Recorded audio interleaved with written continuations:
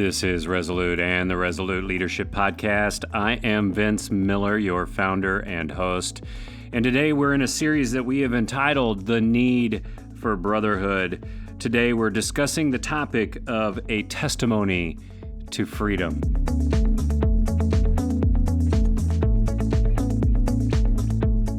Well, men, welcome back to the program. If this is in fact your first time tuning in, then thank you for joining us. Our mission at Resolute is to disciple and develop men to lead. So if you're looking for content for your men's group or men's ministry, then you need to go to our website today at beresolute.org. We have a number of great tools for men who are leading other men, including a great new small group series that we have entitled The 9 Attributes of a Man of God. If you are wanting to know what God's definition is for man and what manhood looks like, you've got to pick up this series today and have some great discussion around God's word with other men. Well, let's dive in. So guys, I'm excited to introduce to you today Nate Larkin, founder and president of Samson Society, which can be found at samsonsociety.com. Nate is an inspirational speaker across this nation and a former pornography addict, and speaks to men all the time about the challenges that he has faced in his life. Nate, thank you again for being here. These podcasts have been absolutely enjoyable for me. Welcome to the show. Great to be here, Vince. So today, this is our third and final podcast. I just want you to share a little bit of your own story. Guys out there sometimes probably wonder why guys like you and me make these idiotic decisions to start ministries, right? Yeah. And while we'd love to say we came up with a genius idea, honestly, most of the time it comes out of our own need for something. Yeah. And, I started Resolute out of my need for mentoring. Mm-hmm. You started Samson Society out of your need for something in your life. Yeah. Can you take just a few minutes and tell guys a little bit of your story and how this all came to be? Not just the organization, but really how your story birthed into the organization. Yeah. Well, let me start by saying that this was not the master plan for my life, not the career I envisioned. I didn't want to become the poster boy for addiction or recovery or porn addiction especially, or sex stuff. I grew up in church. Dad was a preacher. I was very good at church from the time I was very small, and I was earmarked for ministry from the time I was a kid, because I could sing and I could talk and I could recite scripture, and I was great in front of a crowd, and I was a sincere kid. I got saved when I was a kid in summer camp, and I was the Christian kid in school. And I got a lot of applause and a lot of attention for being Saint Nate. Mm-hmm. And early on, I got the idea that is who God loved, and that's who I was supposed to be all the time. Which got difficult after puberty, when those hormones began to rage. And then when I was first introduced to pornography, which took me completely by surprise. Nobody had warned me that every boy eventually sees porn. Nobody told me every boy instinctively likes porn because it depicts something we're wired by God to want. I just was ashamed of having seen it. I felt guilty for having liked it. And I knew that I couldn't tell anybody. So I did what shame does, I hid, and I did what guilt does, I lied, very successfully. Nobody suspected that sweet little Saint Nate was developing a porn problem. And so I kept it well hidden during high school. On into college, I went to a secular university. At one point decided that I was tired of feeling guilty about it. It didn't seem like I could control the behavior. I thought, well, maybe I just need to join the modern world, need to become comfortable with my sexuality, need some sex education. What better place to get it than porn? Devastating mistake. I thought that I was using porn as preparation for marriage when actually it was poisoning my marriage. Allowing pornography to create expectations for marriage that no woman on the planet could ever fulfill. So I got married to a great woman. Did she know about these issues? No, she didn't right away. I confessed to her 3 years in. By that time, I'd had my first introduction to hardcore porn. And that, ironically, was on a seminary-sponsored trip to Times Square in New York City. Wow. Actually, I saw my first peep show with Allie beside me in the booth. She put the quarter in. And as much as I saw what a sham it was, and as much as there was a part of me that was disgusted, at the same time, it was like the perfect drug for my deep brokenness. And it was as though somewhere deep inside me a door swung open. I had found my drug. We now know that lust stimulates the same pleasure centers in the brain that cocaine does. Yep. Over time, alters the brain in the same way that cocaine does. Yep. My behavior began to change. And then I really began doing my best to control the behavior, but always, and prayed about it. But what I was begging God for was a private solution to my private problem. A few years in, out of seminary, we were living in South Florida. I had not taken a church because I was in such despair over my own behavior. I was working as a church janitor. So you knew that you were living... Oh, yeah. Yeah, right, okay. I wasn't excusing it. At this point, and I was taking great risks. In those days, I mean, you took a risk to get porn. Yeah.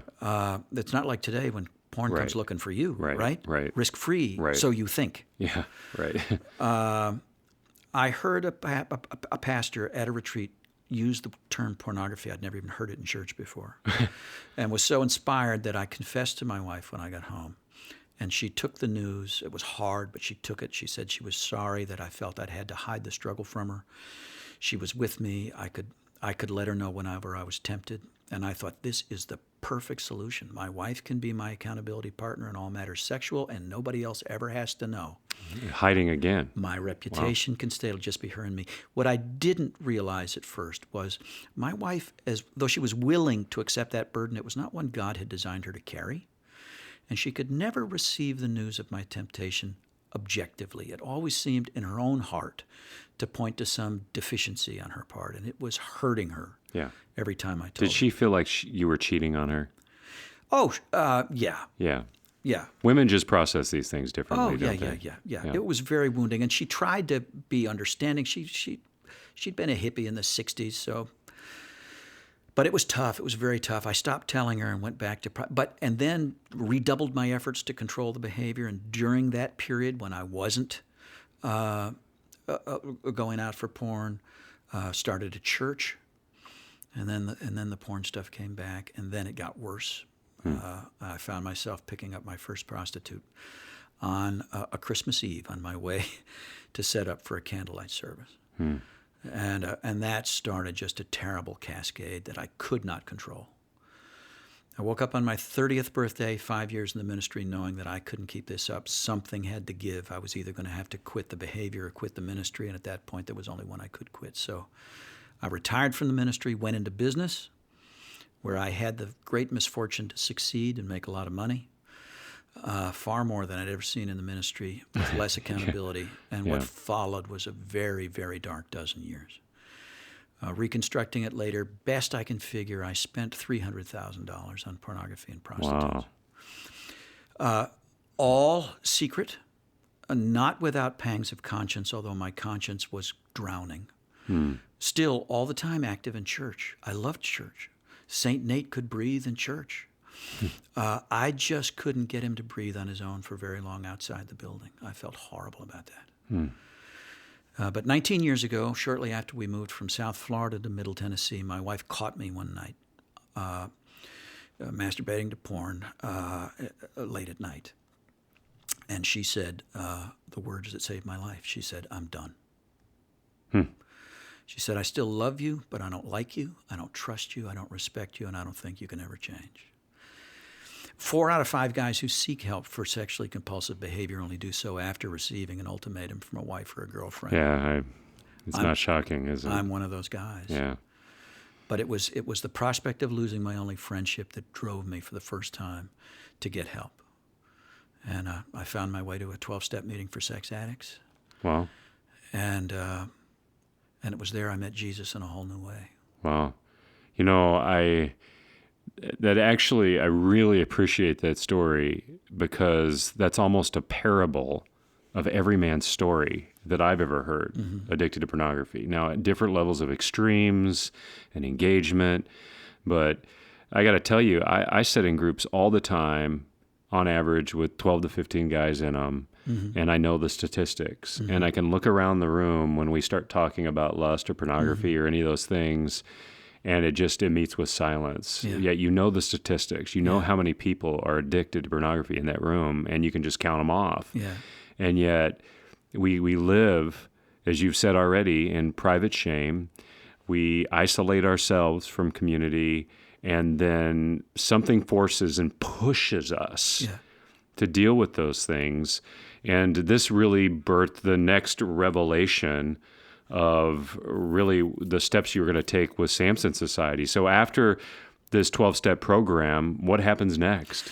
Well, I really wanted to be able to integrate my Christian faith because, that experience in 12-step recovery was odd. They were talking about a higher power. It was always in a room with a bunch of Samaritans who didn't know his proper name. The difference was they actually trusted him. Yeah. They were open, and they talked candidly. And I'd never heard such honesty before in my life or felt such empathy, such kindness. And I thought, man, this is what Jesus started. So I began to share my brokenness with other guys.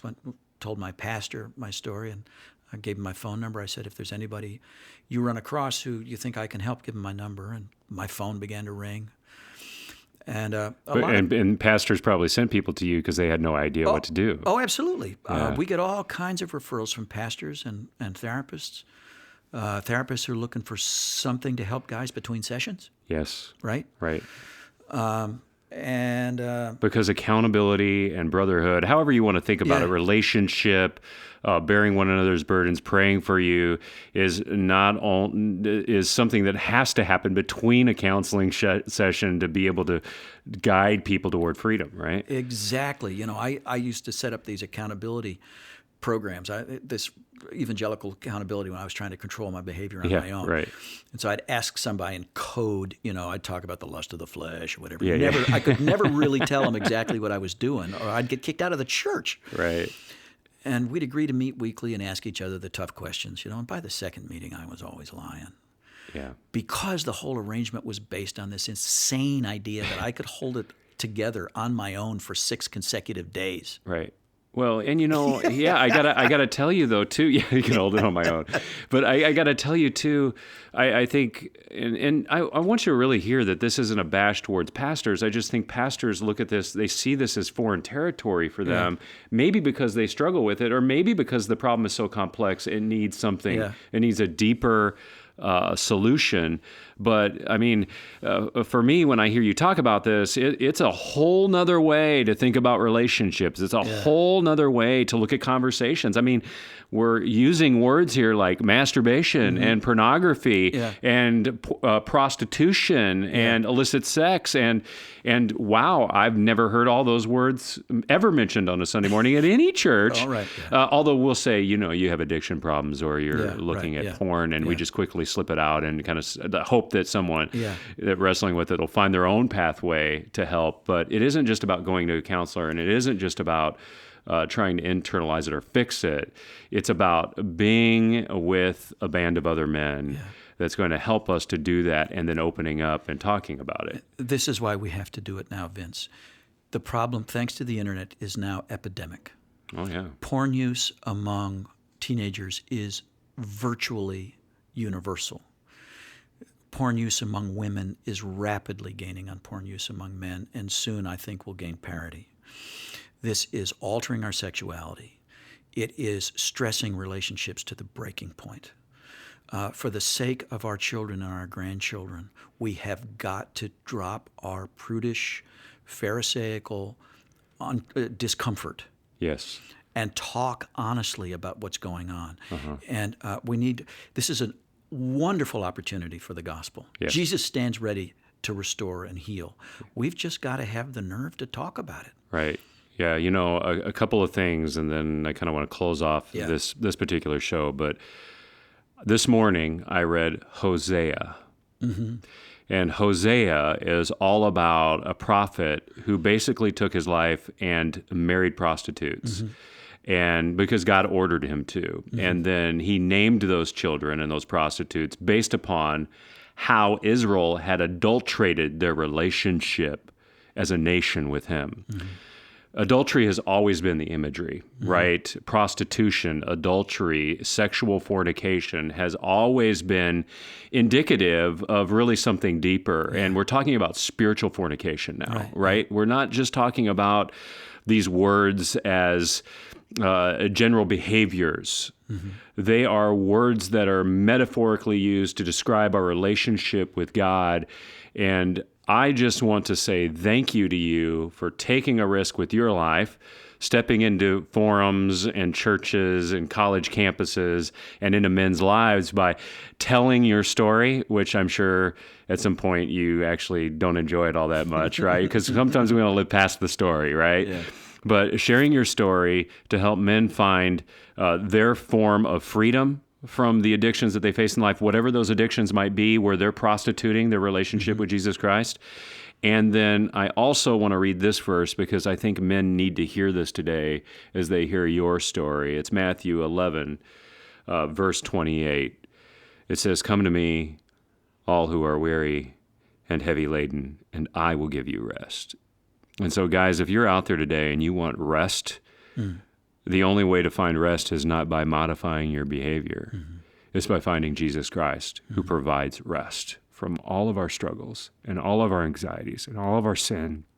And gentlemen, you can't fix it. Stop trying to fix it.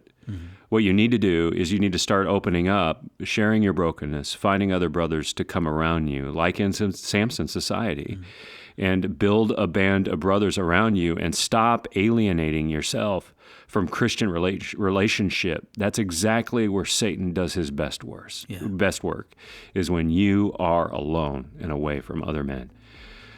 Nate, thank you so much. I so appreciate you, and this has just given me newfound favor for your ministry and really what God is going to use you to do in the coming decade. So many blessings to you and your wife. Thanks. It's been such a pleasure, Vince. Thanks.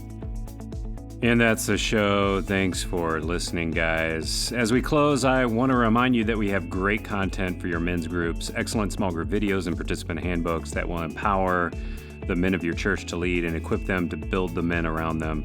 Check it all out at beresolute.org, or you can just send me a direct email at info@beresolute.org. If you send me a personal email, I will get back to you. I would be excited to talk to you at any time. And guys, I hope you enjoyed this podcast, but please know that the time that we spent together today is worthless unless you do something with it. You've got to act on it. We can't live in isolation from one another.